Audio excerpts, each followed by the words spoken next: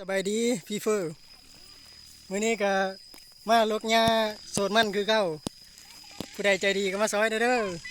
บ่สิทานนะซื้ออะไรนี่ซื้ออะไรซื้อคน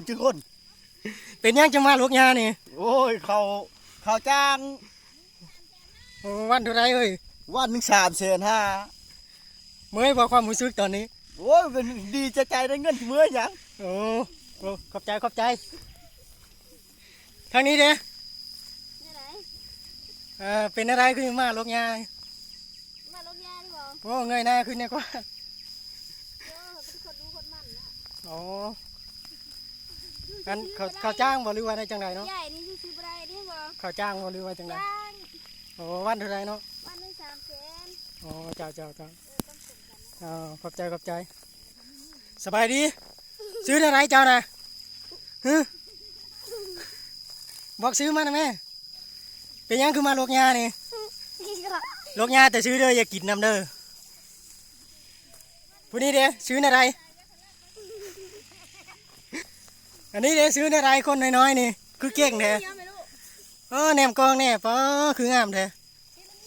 ลูกสาวไว้นี่คุณไก่ซีซอดหน้าเลยอันนี้เด้อันนี้ซื้ออะไรนี่อย่าซื้อคนหรอโอ้ได้ผัวแล้วปะเนาะยังมีได้ตะลุโอ้ได้ตะลุเนาะมีโผหาโผอยู่นี่สบายดีอันนี้ซื้ออะไรซื้อคนใจเนาะโอ้อยู่บ้านไหนเนาะมันเดินฟอมเนาะโอ้ฐานะตอนนี้มีแฟนหรือโสดเนาะโซนเนาะไอ้สูดเป็นยังจะมาลกหญ้าเนาะเมื่อยนอนยืนเนาะโอ้ลูกแต่ซื้อเด้ออย่ากินน้ำเด้อบ่เป็นอันนี้เด้อซื้อจังได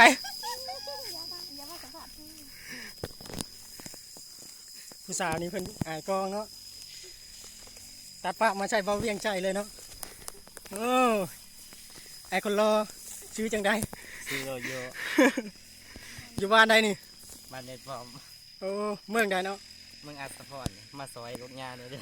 อ